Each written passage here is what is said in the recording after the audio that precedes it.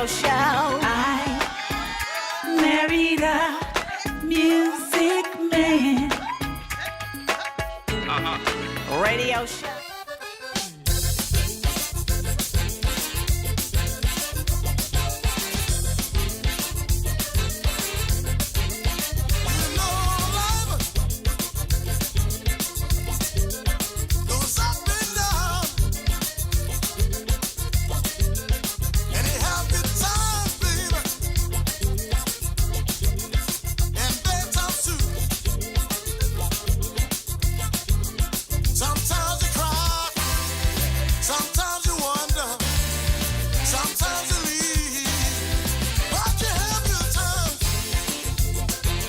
Hello, hello, hello. Thank you for tuning in again to another segment of the I Married a Music Man show. My name is Dr. Joyce McNichols, and I am here with my husband. And my name is Dr. Marlon McNichols. Yes, yes, yes. And the music that you just heard was from Dwayne Dopsie and the Zydeco Hellraisers. He is my guest today, and we will be talking to him about his exciting career in just a moment. But I did want to just let you know that the I Married a Music Man show is a industry-focused show. That is music industry-focused show.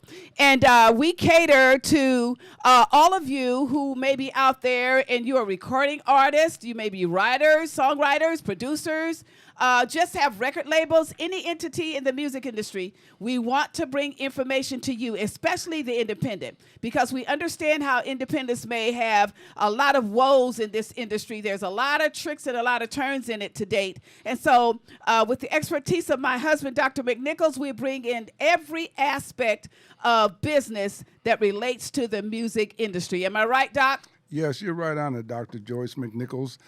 Yes, our show is educational, entertaining, and yes, we do cater to the independent artist, independent record label, and we supplying them with another arm to get the music out across the globe. I Married a Music Man is a global show, and the new artists will be able to have his music played in markets across the world. Listen, you're right about being global, and you're right about us reaching over, in other countries in terms of all of the different entities of the record industry in itself. But just talk about a couple of things that we will be highlighting on a lot of the segments in the show. Just hit a couple of the topics that we will be bringing to our viewers and our listeners. Yeah, I'll be glad to do that. We'll be talking about record contracts. We'll be also discussing publishing deals, music licensing, how to get your songs into motion pictures, how the artists protect themselves, and so on and so forth. And 360 deals, and what is that? All of that. Well, yes, we'll be hitting on the 360 deal, and we'll hit on that pretty heavy, right? Because that is the model for the new record labels, and so we'll be really touching on that to give our listeners and our artists the insight and the best way to maneuver themselves through that real difficult contract. Right, and branding and streaming and just all of that good stuff. So you know what, we got a lot of shows that we've already done previously that you're going to be really, really interested in listening to and hearing. So hopefully we'll bring some clarity to, again, the chaotic world of the business of music. But again, today I'd like to introduce our guest. That's Dwayne Dopsie and the Hellraisers. Now, Dwayne plays a unique high-energy style of Zydeco. Dwayne hails from one of the most influential Zydeco families in the world. Now, we're going to be talking to him, and he's going to be giving us a little bit about his background. He's going to talk to us about what he's been doing lately, and it's going to be a great and exciting show. And this music, I absolutely love it. I know maybe some of you may or may not be familiar with this style of music, but he is one of the hottest artists on the scene right now with this sound. And although he was inspired by tradition, because I believe it was his father, Marlon, was it? Yes, and Dwayne is probably going to share more information in that regards because Dwayne been around the industry all of his life. Right, and from what his bio says here, his dad's name was Rockin' Dopsie Sr., and he was a pioneer of the Zydeco music, and so Dwayne kind of just fell into that. But we're going to talk to him and let him bring in more clarity about all of what's happening with him in his career and where he's going to be playing somewhere near you, because he is well known all over the country. And, you're going to want to know and you're going to want to hear. Okay, so Dwayne, listen, I'd like to say welcome to the I Married a Music Man show. How are you? I'm good. Thank you for having me. Awesome, awesome, awesome. Listen, Dwayne, we want to let you go ahead and just kind of tell our listeners and our viewers a little bit about who you are. Where were you born exactly, Dwayne?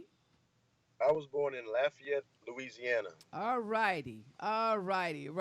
And tell us a little bit about Lafayette. Tell us about the vibe there, the musical vibe and stuff there. Well, Lafayette has its own music scene. It's a whole different world. Like New Orleans has a whole different feel. Lafayette has a different feel. Lafayette has a lot of the roots of the Cajun music, the Zydeco music. And that's where I was born into, and that's what I grew up around was the Zydeco music in my house. 7 days a week. Wow. And I read something in your bio about the washboard. Tell us about the washboard. Well, the washboard is a vital instrument to this music. Okay. It wasn't just used back in the 20s and 30s to wash clothes. But it was. That was one thing about Creole people is that we took something from nothing and made it something. Right, absolutely. And you know what? I've seen. I was born down south, raised in Los Angeles, but I remember there were spoons. We Right. as a people in a culture, we would make music out of all kinds of things, and awesome music. So that's Oh, yeah. really. Go ahead. I'm sorry. Yeah, no, we didn't have to have the finest of things Yes. to make it look good or sound good. Absolutely. Now, I want to ask this question before I hand it over to Doc. Your family was a musical family. Tell us a little bit about your father, because I believe he was like the pioneer to you even being introduced to this style of music. Right. Well, my father, his real name was Alton Rubin, but his stage name was Rockin' Dopsie Senior, and he was my greatest and my number one inspiration into getting into the music, because the sun rose and set by my father's standards, like in my eyes. So everything that he did, I wanted to be like him. Be in the music like him, and just to have not to be able to be a part of something and not really understand it, but I was a part of something and know where it was coming from. And Zydeco music to us is not just a tradition, but it's just like a way of life. A way of life. So did you ever get a chance to play with your dad? I did little small festivals, when he was around Lafayette, that I could go to, because I was fairly young, so I could never, I could never, go into clubs or nothing like that. Right. But I was always, he'd play around Lafayette and little festivals and stuff, and I would be able to. He'd take his accordion off and let me play a song or two.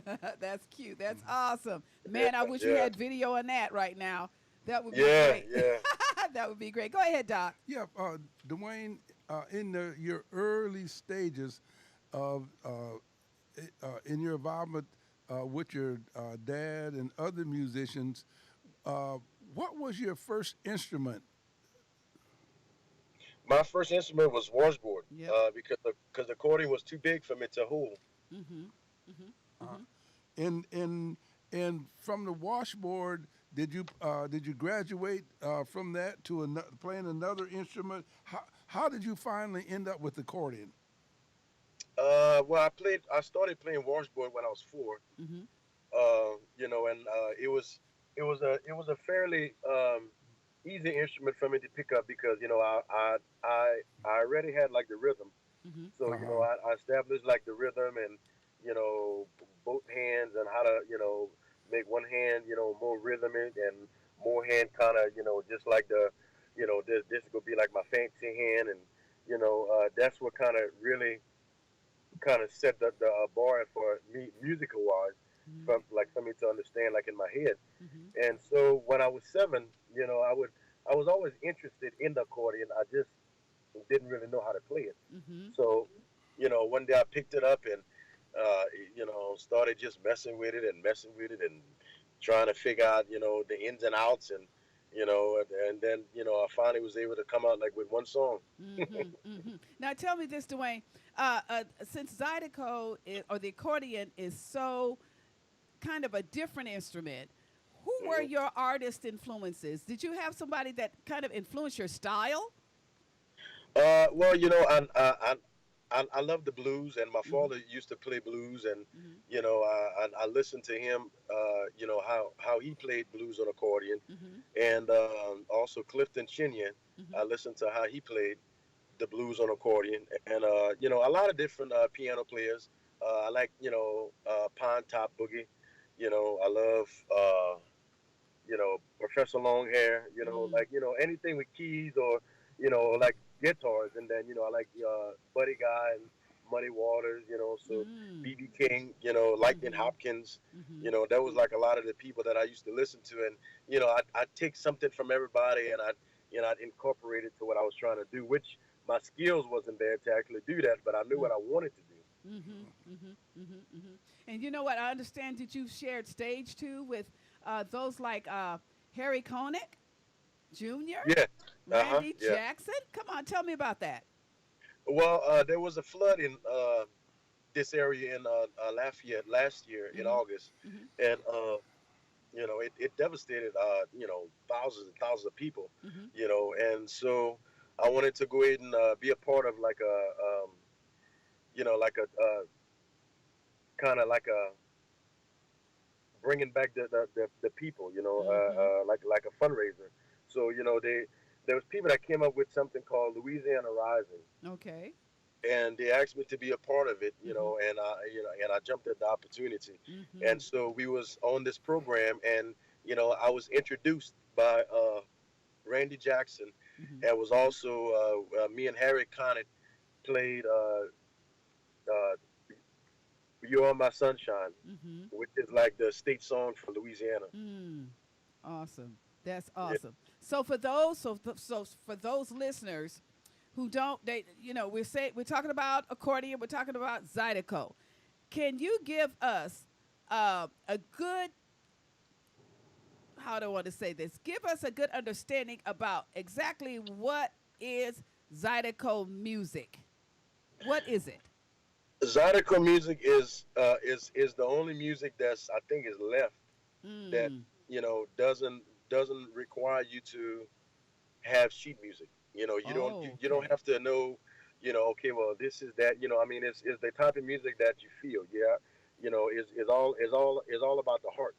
You Wow. Yeah, and that's what the Creole Zydeco music was Uh back huh. in the days. Uh huh. They would have dances, house dances, and the people would just sit on the porch. They would and just play accordion and washboard, and Uh-huh. you know and I tell it to a lot of the kids now. I mean I call them kids because they're younger than me, and they coming up, and they hearing, they playing what they're hearing, but they hearing like the wrong things. They Mm-hmm. Mm-hmm. now the people around this area Mm-hmm. hasn't followed the blues patterns of Absolutely. Zydeco. Mm-hmm. They're more into trying to incorporate rap into the music, and Yes. that's not Zydeco And music at all. that's not No, Zydeco. no. And so what I'm hearing you say then, I guess, because I come from a musical family and I have brothers that play jazz, and so you're saying that the style that Zydeco is, people just kind of do their just do whatever, just do their own vibe, and it just all comes together. Play what they feel. Is that what you're kind of saying? And it just Right. all comes together. That's Exactly, yeah. exactly. That's Because I mean, awesome. like I mean, Zydeco consists of like the traditional Zydeco have waltzes, two Mm. steps, Wow. but it has a lot of boogie. It has a lot of swing, a lot of like back in the 40s and 50s, people used to dance Zydeco, but they used the jitterbug. Uh-huh. And that's what Zydeco really is. You're just doing the jitterbugging. Okay. Yeah, yeah. Man, what is that? The Harlem. What was that movie came out about Harlem something that everybody was jamming? Harlem Shuffle? No. What, that was a Harlem Shuffle. That's why all that was created. But there was a movie that came out that was awesome, and it went back to that period, and it was really, really a great movie. And they brought it kind of in the 2000s. I think a Big Boy and the other rapper. What was the other guy? Oh my God, I can't think of him anyway. But it was a movie. Was it Harlem Nights? It was the Harlem Nights. Yes, that's it. That was, yeah. and it was a musical, right? Okay. / I absolutely love that. One more question before I turn you over to Doc for his question. Okay. What I read also in your bio that they deemed you the Jimi Hendrix of Zydeco. Correct me if I said that wrong. But there was a term about how you brought this freshness to that sound. So with that being said, what audience have you seen that really just kind of draws to your style of Zydeco? Actually, all of them. Because Okay. the style of Zydeco that we playing, it doesn't exclude anybody. Okay. So young and it's old. for- Young and old. Oh yeah, Okay. yeah. It's for young, old, middle, black, white, Wow. Chinese, whatever. I mean, it doesn't make you feel like, okay, well, I shouldn't be listening to this, or this is only for young people, or this is Right. for old. It's for everybody. Right. Yeah, right. I'm telling you, and you know what? I get it, and I can imagine.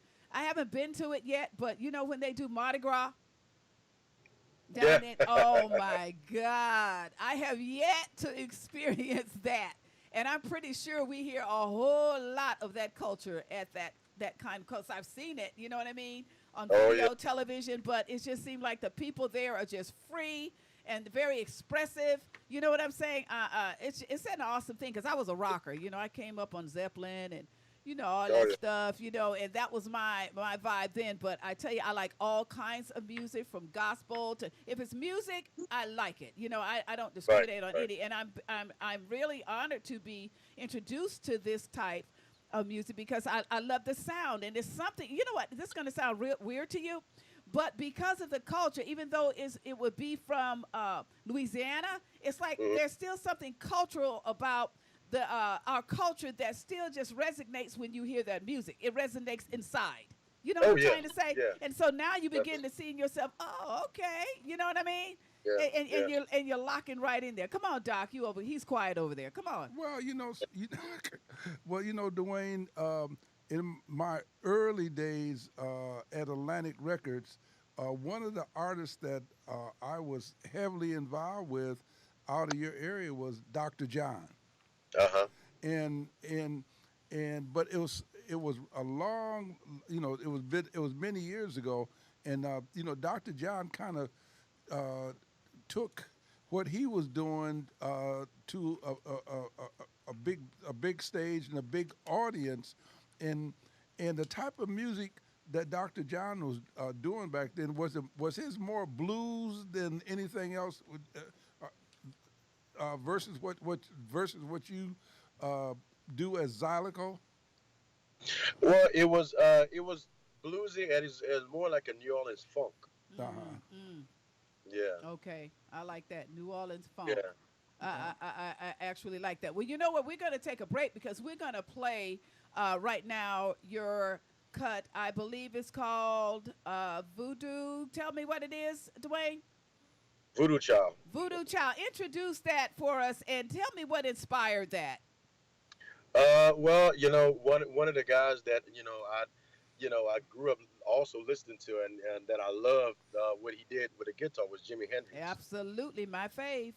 Yeah, so Yes. I was like, in awe just watching, him play, and just the thing, and I wanted to do that with an accordion, just to do things that people had never did or seen or whatever. So that was another goal of mine, to go ahead and try to incorporate that into what I was doing. So I was able to try to actually do that. Absolutely. Well, listeners, you're going to be listening to now from Dwayne Dopsie and the Hellraisers, a song entitled Voodoo Child, and we'll be right back. Stay tuned.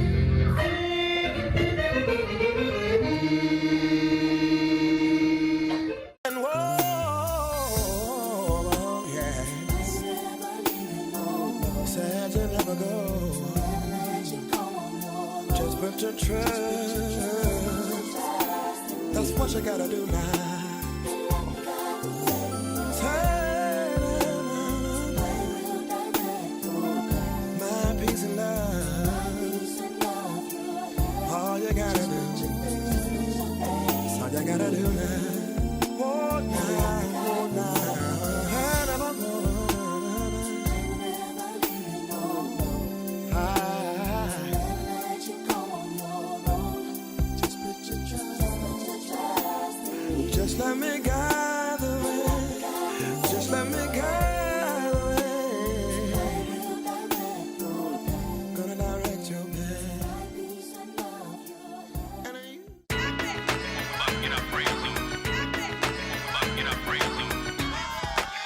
You're listening to the I Married a Music Man Show. Informative radio. Stay tuned. We'll be right back.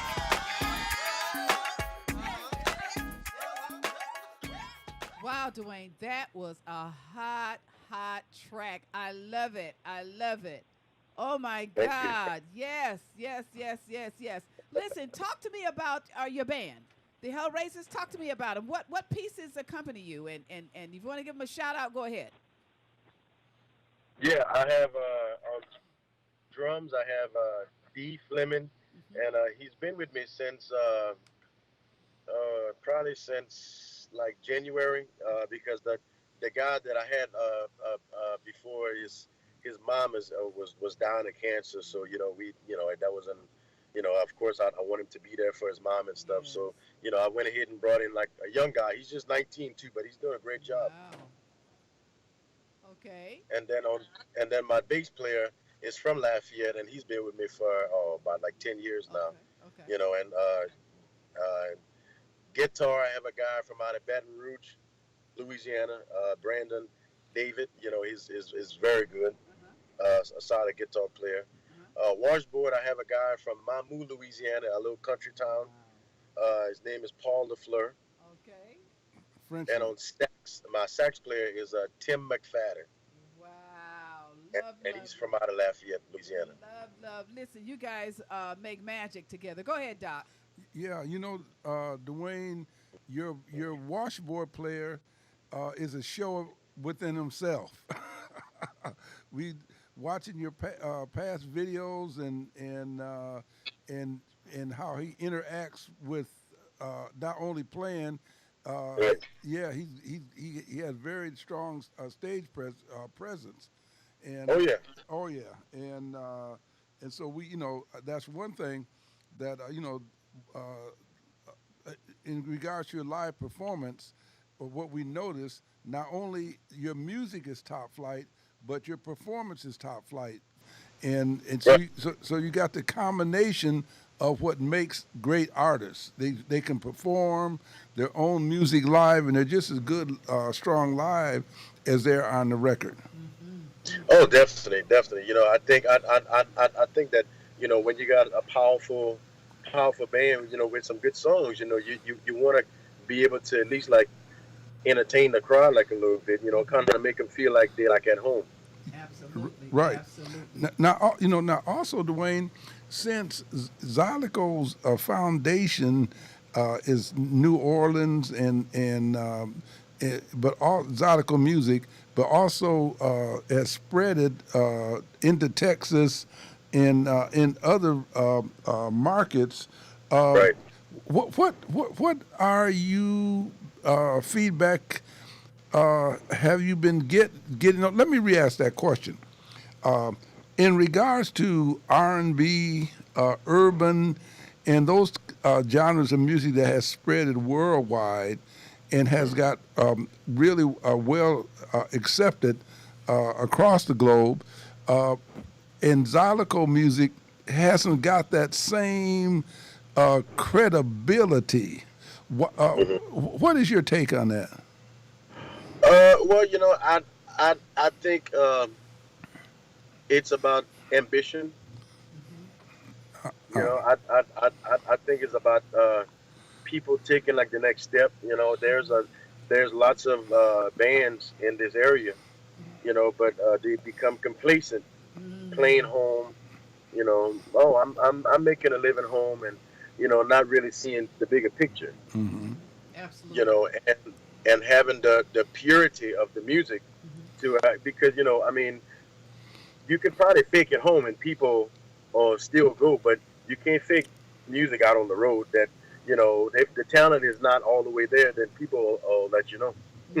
Absolutely. And with that, I want to ask this question because, like I said, we in the beginning, our platform is to really fuel and educate the indies so they don't want to give up and be, like you said, be complacent or just drop off the scene, altogether. Right. So as I'm sure an indie and maybe starting in that whole arena, like you just said, you have to be motivated. What would you say to our listening and viewing audience in regards to hanging in there as an indie, and and just hanging in there, not giving up and not dropping the ball? Well, I would definitely say hang in there as an indie because I mean, everybody got this start like somewhere. I mean, some of the biggest rappers, some of the biggest hip hop artists, some of the biggest R&Bs, started on independent labels. Absolutely. Not everybody started like on American Idol. Absolutely. Or automatically got a push. And I think that's what really sets apart the good musicians to the great musicians. Absolutely. It's the one who sticks in there. And, Oh, yeah. and Doc always will say, when you're starting out, and I mean, you're way beyond that now, but when you're starting out, there's no little gig. All gigs are important gigs. You know what I'm saying? Right. You may not have that big audience yet, but take that audience of 30. That audience of 30 may go to 100. Take that audience, and and just do whatever you can to promote and market yourself at best, because if you got a good product, it'll catch on. And and there's seasons for everything. You know what I'm saying? And so, I mean, and you're living proof of that. And that's just an audience, an awesome situation. Talk to us a little bit about your upcoming studio album. My upcoming studio album, Top of the Mountain. I think it's going to be, if not one of the best Zydeco CDs that's been put out in a very long time, because it's got, something for the young, something for the middle, something for the people that just want to sit. I mean, it's got something like for everybody. It's a CD that has lots of real good musical riffs, a lot of new things, and it just it broadens people's mind that you could do anything that you want if you put your mind to it. Absolutely. Now, did you do a lot of the writing, most of the writing on this one? I did. You did. Awesome. How many songs you got on the project on this? It's 10 of them. Oh, cool. You've been busy. Yeah. You've been busy. Oh yeah. And what is it that is your ultimate desire for your project? What would you like to see happen with this project? My ultimate desire is to ultimately, be nominated for a Grammy and get recognized. Yes. And also, do a lot of different late night shows, a lot of daytime shows, because that's a big audience that has never had somebody like me to perform on there, and to have somebody that's like that, because I mean, I've played festivals, from Europe to Brazil to Canada to South America, and then to have everywhere that we've been, love it. And then to have an audience of, say, like 1 million people watching the show, be like, oh my God, man, did you see this? Or, and that's what create like the buzz. Absolutely. The power of television. I'm telling you. So Jimmy Fallon, all y'all, hey, listen, I'm telling you, that will work so awesome. And you know what? We're going to be really, really, really looking forward to that, because I really believe that that's in your future. I really do. Come on and talk to our listening audience before we go. And we're going to go out with your song, back into one of your songs. I'm wondering which one should we do, Doc? Roller Coaster. I know that was our intro. Now, I like that Jimmy funk, though. Well, they're both great. Well, since you like that Jimmy funk, we gonna go out with the Jimmy funk. Let's go out with that. Okay, but listen, Dwayne, this is what I want you to do. Let our listening audience and our viewing audience know how we can contact you through social media. Just let us know how they can reach out to you, listen to some of your music, and possibly become a potential fan, because I know it's so infectious. Once they hear it, it's a wrap. Tell us about that. How can they contact or see you or read about you? Right. Yeah, I mean, they could check us out on our website, www.dwaynedopsie.com, for all the booking info, all the, questions, contact is all on there. Or if they want to check us out on our fan page, go to Dwayne Dopsie and the Zydeco Hellraisers. They'll find, all the schedules, different videos and music, and they can listen to us on iTunes. I have different CDs on iTunes, roller coasters on iTunes. They could check us out on Pandora, Spotify, everything. Wow. You know what? Well, you know what? Again, listen, you guys, go check him out. Awesome, awesome music. Dwayne Dopsie and the Hellraisers. No, let me say that again. Okay, listening audience, go check him out on all those social media outlets that he just gave us information on. That's Dwayne Dopsie and the Zydeco Hellraisers. Thank you so much, Dwayne, for being our guest today. And Godspeed to you, and take care. And we're going to go out with Voodoo Child. Voodoo Child. There you go, Dwayne. Thanks for the cue. Take care. God bless. All righty. Talk to you soon. All right. Bye-bye. Then I chop it down with the edge of my hand. I pick up all the pieces and I make an order about a real little sinner. Hey, hey, hey, hey. I'm a voodoo child,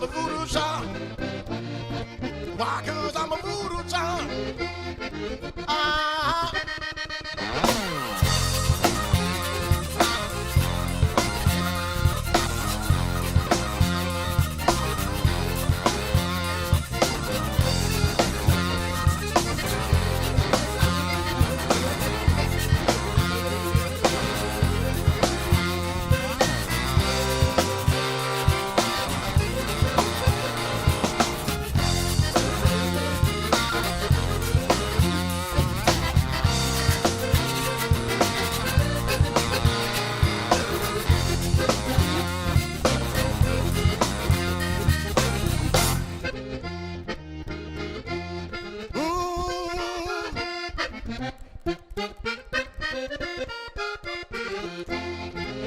Well, man,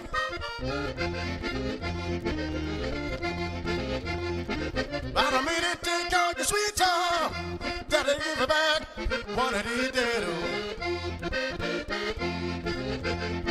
I don't mean to take out your sweet time, baby, but to give it back one of these days. I don't mean to take it a lifetime no more. But I said to the next one, don't be late, baby. I'm a voodoo child, Why, 'cause I'm a voodoo child, baby.